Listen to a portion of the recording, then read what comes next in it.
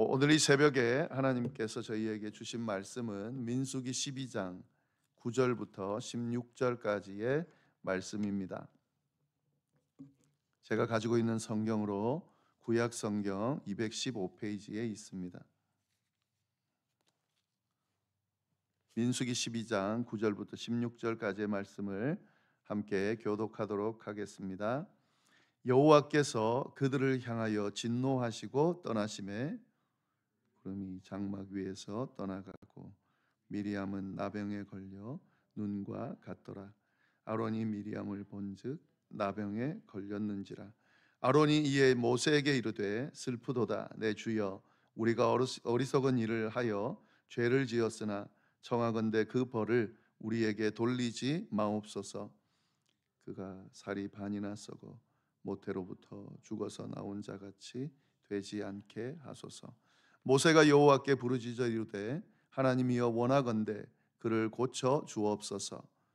여호와께서 모세에게 이르시되 그의 아버지가 그의 얼굴에 침을 뱉었을지라도 그가 이레 동안 부끄러워하지 않겠느냐. 그런즉 그를 진영 밖에 이레 동안 가두고 그 후에 들어오게 할지니라 하시니, 이에 미리암이 진영 밖에 이레 동안 갇혀 있었고 백성은 그를 다시 들어오게 하기까지 행진하지 아니하다가 그 후에 백성이 하세롯을 떠나 바란 광야에 진을 치니라. 아멘.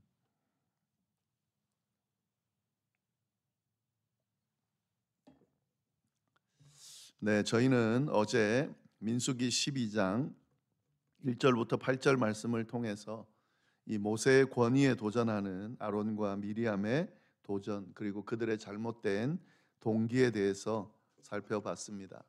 오늘은 그에 대한 결과, 하나님께서 그에 대해서 어떻게 심판하시는지, 또 그렇게 심판하시지만 그럼에도 불구하고 어떻게 회복해 주시는지에 대한 내용을 함께 묵상해 보고자 합니다. 먼저 9절 말씀을 보시면 여호와께서 그들을 향하여 진노하시고 떠나셨다. 예, 이 아론과 미리암이 모세를 비방하는 모습을 보고 단순하게 모세의 잘못을 지적하는 것이 아니라 그의 마음, 질투하는 마음과 또 시기하는 마음, 또 그걸 넘어서서 결국에는 하나님의 권위에 도전하는 그런 행동을 한 것에 대해서 하나님께서 즉각적이고 강력하게 반응하는 것을 지금 드러내주고 있습니다. 어제도 말했지만 갑자기, 이거는 그들이 행한 그 행동 바로 직후에 모세와 아론과 미리암을 불러서 야단치고 책망하는 그런 모습을 보여주셨는데, 오늘 본문도 어제 본문과 이어지죠. 진노하셨다. 하나님께서 지금 이들의 잘못에 대해서 진노하셨다 하는 거죠. 근데 단순하게 이들이 모세에 대해서 지적한 것에 대한 진노는 아니죠. 하나님이 진노하신 이유는 그들의 마음이 지금 드러나 있지는 않지만 하나님의 이 반응을 보면서 그들이 어떤 마음이고 어떤 잘못을 했는지가 잘 드러나고 있습니다. 그러니까 하나님께서 세우신 그 종의 권위에 도전하면서 하나님의 권위에 도전하는, 하나님의 뜻을 거스르는 그런 중대한 죄를 짓고 있음을, 그에 대해서 하나님이 진노하고 있음을 보여주고 있습니다. 이 성경을 보면은요, 하나님에 대한 속성을 쭉 볼 때에 이 하나님에 대한 권위, 그러니까 하나님에 대한 그런 어떤 모습들을 소홀히 여길 때에, 경홀히 여길 때에, 쉽게 대할 때에 하나님께서 이에 대해서 반드시 반응하시고 심판하신다는 것을 알 수가 있습니다. 그래서 우리가 항상 신앙생활하면서 조심해야 될 것이 이 하나님에 대한 우리의 모습, 그 모습 가운데 하나님을 쉽게 생각하고 쉽게 대하는 그런 모습들은 없는지를 항상 돌아봐야 됩니다. 그 하나님에 대해서 쉽게 이야기하는 사람들이 있습니다. 그런 사람들은 가만히 보면 사실 하나님보다 자기가 더 우위에 있다고 은연중에 그 생각하고 드러내는 거죠. 이런 것에 대해서 하나님이 그냥 웃으면서 넘어갈 그런 분은 아닙니다. 하나님에 대한 우리의 태도가 늘 조심스러운 그런 모습이어야 된다. 아무리 하나님이 우리로 하여금 친근하고 아빠 아버지로서의 어떤 그 모습이라 할지라도 그것이 선을 넘는 그런 경우에는 하나님께서 그에 대해서는 반드시 반응하시고 심판하신다라고 하는 것을 우리가 좀 말씀을 통해서 잘 깨달아야 하겠습니다. 10절 말씀 보시면 그렇게 진노하시면서 떠나셨는데 구름이 장막 위에서 떠나갔다. 하나님이 임재하셨다가 떠나간 거죠. 그리고 미리암은 나병에 걸려 눈과 같더라. 아론이 미리암을 본즉 나병이 걸렸는지라. 예. 하나님의 그 진노의 결과가 가시적으로 드러나는 것을 볼 수 있는데요. 회막을 덮고 있는 하나님의 임재, 그 상징이죠. 구름이 떠나갔다라고 하는 것은 하나님의 보호하심이 거둬졌다라고 하는 것을 볼 수 있습니다. 징계 중에서 이 다음에 이제 바로 이어지는 미리암이 그 나병에 걸린 것도 징계지만 사실은 그 징계 중에 더 큰 징계는 하나님의 보호하심이 더 이상 작용하지 않는다. 하나님이 떠나가신다. 이게 더 큰 징계입니다. 우리가 신앙생활하면서 하나님께서 우리의 기도를 들으시지가 않거나 또 우리의 잘못에 대해서 뭔가 큰 잘못에 대해서 어떤 징계를 하실 때 사실은 그 징계는 하나님이 아예 떠나가고 보호하지 않는다는 것과 비교해서는 사실 별게 아니에요. 그래서 지금 이 모습을 보면 하나님께서 더 이상 이 보호하지 않으시는 떠나시는 그런 모습을 보이고 있습니다. 굉장히 끔찍한 그런 결과를 나타내고 있죠. 그리고 이제 미리암이 그 나병에 걸리는 그런 모습이 나타납니다. 근데 여기서 보면 사실 아론과 미리암이 같이 지금 모세를 비방했다 그랬거든요. 그런데 미리암만 지금 나병에 걸렸습니다. 이걸 보면 아론과 미리암 둘 다 모세에 대해서 그런 어떤 부정적인 그 이야기들을 했지만 이 미리암의 마음이 훨씬 더 지금 하나님의 진노를 사는 아론은 아마 좀 잘못했다라는 것과 아울러서 미리암에게 약간 동조되는 그런 상황이었던 걸로 지금 우리가 추측해 볼 수가 있는데요. 미리암의 그 어떤 마음이 더 그렇게 했고 그에 대해서 심판하신 것으로 그렇게 보여집니다. 네. 그래서 지금 이 나병이라고 하는 것은 굉장히 그 당시에서는 아주 심각한 질병이죠. 이 공동체와 격리돼야 되는 그런 질병이었는데 이 미리암에게 그렇게 그런 질병이 있었다라고 하는 거죠. 11절 보시면은요. 아론이 이에 모세에게 이르되 슬프도다 내 주여 우리가 어리석은 일을 하여 죄를 지었으나 정하건대 그 벌을 우리에게 돌리지 마옵소서. 아론이 이 모습을 가만히 보니까 이거 진짜 이게 잘못됐구나라는 것을 깨닫게 된 거죠. 그래서 아론이 어떻게 하는 겁니까? 바로 하나님 죄를 인정하면서 하나님 앞에 용서를 구하는 그런 모습을 보여주고 있다는 거죠. 어리석은 일을 하여 죄를 지었습니다. 이 태도가 참 중요한데요. 잘못할 수 있죠. 이게 인간은 연약하고 또 완악한 자들이기 때문에 잘못할 수 있습니다. 뭐 잘못하지 않으면 더 좋죠. 또 잘못하지 않기 위해서 노력해야죠. 그러나 그럼에도 불구하고 우리가 때때로는 실수할 수 있고 잘못할 수 있습니다. 그때 어떻게 하느냐가 참 중요해요. 하나님께서 항상 우리의 모습을 보실 때에 잘못하지 않나 이걸 물론 보시죠. 그리고 잘못하지 않아야 된다라고 그렇게 명령하시죠. 그러나 하나님도 알고 계세요. 우리의 연약함을 참 알고 계십니다. 우리의 완악함을 알고 계십니다. 죄로 인해서 그렇게 변질되어 있는 우리의 모습을 잘 알고 계세요. 그래서 하나님은 항상 잘못하나 이걸 보시는 게 아니라 혹 잘못했더라도 그 잘못에 대해서 인지하고 빠르게 회개하느냐 인정하느냐 이걸 보신다 하는 거죠. 아론은 지금 자신의 잘못을 바로 인정하면서 우리가 어리석은 일을 하여 죄를 지었습니다. 잘못했습니다. 하나님의 권위에 도전하는 것은 잘못된 겁니다. 하나님께서 세우신 그런 하나님의 사람에 대해서 함부로 말하는 것은 잘못됐습니다 라고 깨닫고 바로 고백하고 있다 하는 거죠. 이러한 태도를 하나님께서 귀하게 여기신다는 것을 볼 수가 있습니다. 자, 그런데 13절 보시면은요. 12절 보시면은 이렇게 이야기를 합니다. 그가 살이 반이나 썩어 모태로부터 죽어서 나 혼자 같이 되지 않게 하소서. 이제 이 잘못에 대해서 고백하는데 11절 처음에 보면은 이렇게 되어 있습니다. 아론이 모세에게 이르되, 예, 지금 이 잘못했다라고 회개를 누구에게 지금 하고 있습니까? 예, 모세에게 하고 있다라고 하는 거죠.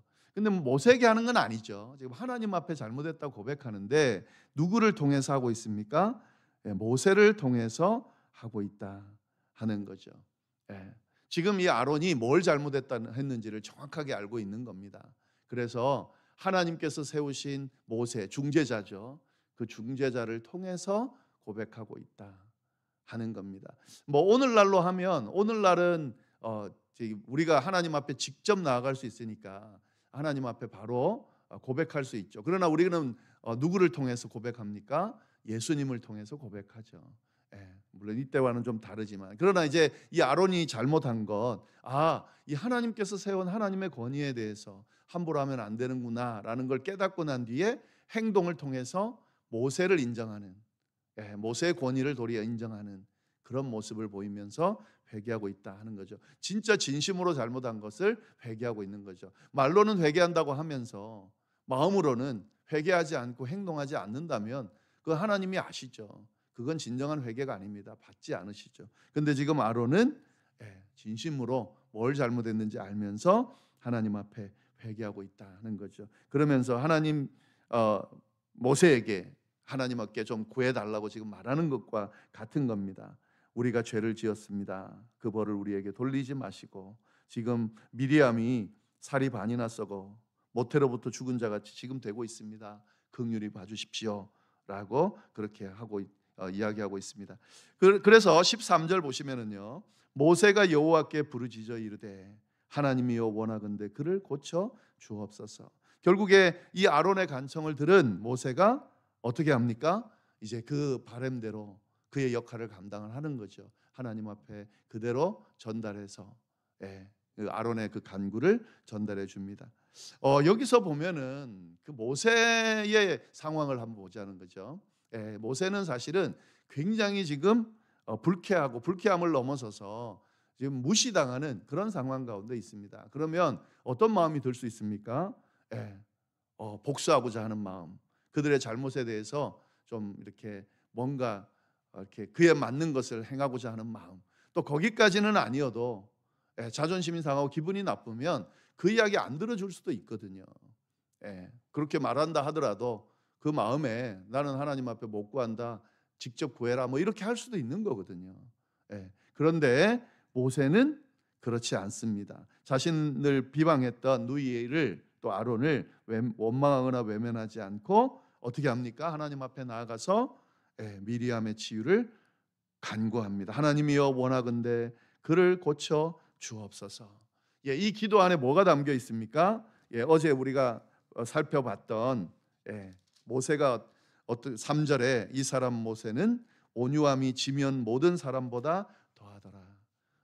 어제 제가 말씀드렸죠. 모세가 이들 아론과 미리암의 행동과는 다르게 그가 전혀 그에 대해서 반박하지 않고 정말 온유함으로 그 상황들을 지켜보고 있고, 그 마음 안에는 어떤 마음이 있다 그랬습니까?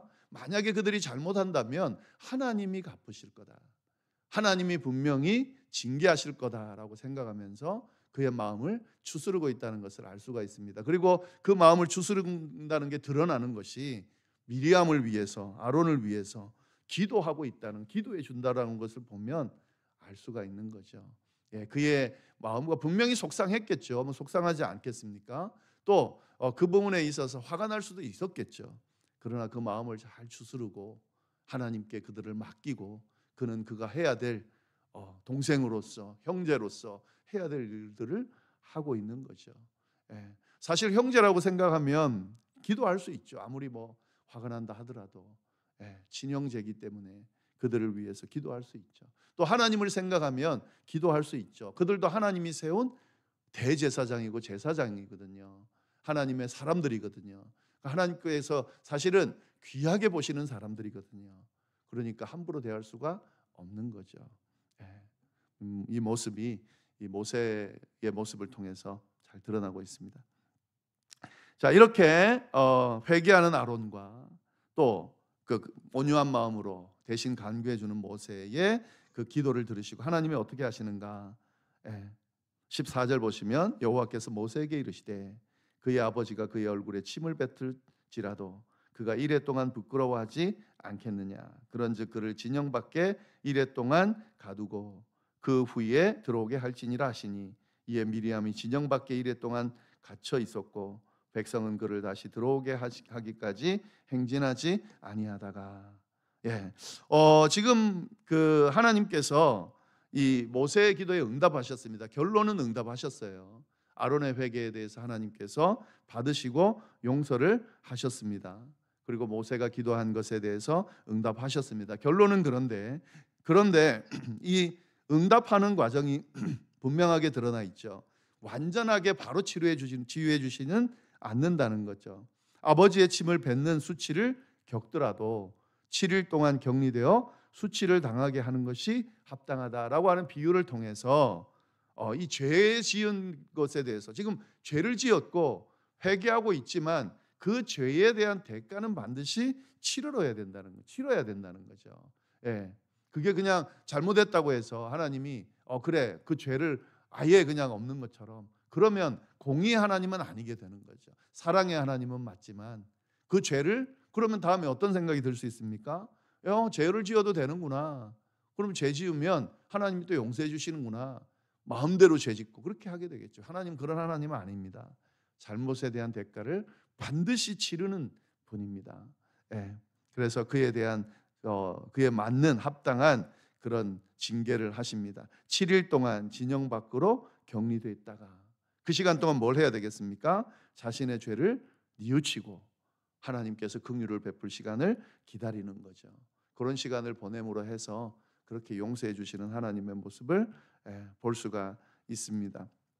이렇게 해서 그 잘못을 그렇게 용서해 주시는 그런 모습을 볼 수가 있는데 15절에 보면 그 이레 동안 그 진영 밖에 미리암이 가 있을 때 백성들은 어떻게 했습니까? 그가 다시 들어오기까지 행진하지 않았다. 지금 이 공동체의 중요성을 잘 보여주고 있습니다. 그러니까 지금 이 한 사람의 죄 때문에 행진하지 못하고 있는 거죠, 사실은. 그리고 또 이 한 사람의 죄로 인해서 지금 그의 죄에 대한 대가를 치르고 있다 할지라도 그를 버리지 않고 그가 같이 올 때까지 기다리고 있다는 것을 보여주고 있습니다. 이게 공동체가 갖고 있는 아주 중요한 모습 중에 하나죠. 우리가 교회 안에 그런 교회 공동체 안에서 죄 짓는 사람이 있을 수가 있죠. 실수하는 사람이 있을 수가 있죠. 그에 대해서는 반드시 그 대가를 치르도록 그렇게 해야 됩니다. 그러나 항상 그를 위해서 같이 기도하고 우리 공동체 일원이라는 것을 생각하면서 그렇게 대할 수 있어야 됩니다. 그리고 그를 사랑으로 이렇게 감싸지만 그 죄에 대해서는 반드시 대가를 치르도록 할 수 있게 해야 되고요. 그러나 그 기간 동안 공동체 안에서 그가 함께 할 수 있도록 협력하고 돕는 과정이 필요하다. 한 공동체니까요. 바로 정죄하고 무조건 그냥 쫓아내고 그렇게 소외시키고 이렇게 하는 것은 바른 공동체, 신앙 공동체의 모습은 아닙니다. 그래서 결국에 16절 그 후에 백성이 하롯을 떠나 바란 광야에 진을 치니라. 이 모든 것들이 해결되고 난 뒤에 결국엔 하나님이 회복시켜 주셔서 광야에서 그 행진을 멈추지 않고 계속할 수 있게 해주셨다 하는 거죠. 오늘 말씀 좀 잘 보시면서 하나님께서 공의의 하나님이시라는 것을 그러나 사랑의 하나님이라는 것을 잘못한 것에 대해서는 반드시 엄중하게 심판하시지만 그러나 은혜를 베푸셔서 회복시켜 주시는 분이라는 것을 우리가 다시 한번 생각하면서 이 하나님에 대한 바른 이해를 가질 수 있기를 간절히 바랍니다. 기도하겠습니다. 하나님 아버지 참으로 감사합니다. 오늘 귀한 말씀으로 또 우리에게 귀한 깨달음을 허락해 주시니 참으로 감사를 드립니다. 하나님이 엄중하신 공의의 하나님이라는 것과, 그러나 그 가운데서도 회개하는 자들을 용서해 주시는 사랑의 하나님이라는 것을 우리가 기억하면서 이 하나님을 잘 섬기며 따를 수 있도록 주여 인도하여 주옵소서. 때때로 하나님, 우리의 교만함과 어리석음으로 인해서 하나님을 바르게 이해하지 못하고 하나님을 대적할 때가 많이 있습니다. 하나님 아버지, 이런 실수들을 하지 않도록 해주시고, 혹 할 때도 주님 앞에 바르게 바로바로 회개하며 나아가는 저희가 될 수 있도록 주여 인도하여 주옵소서. 이어서 드리는 개인의 기도와 중보의 기도 위에도 함께하여 주시기를 간절히 바라고 살아계신 예수님의 이름으로 기도드립니다. 아멘.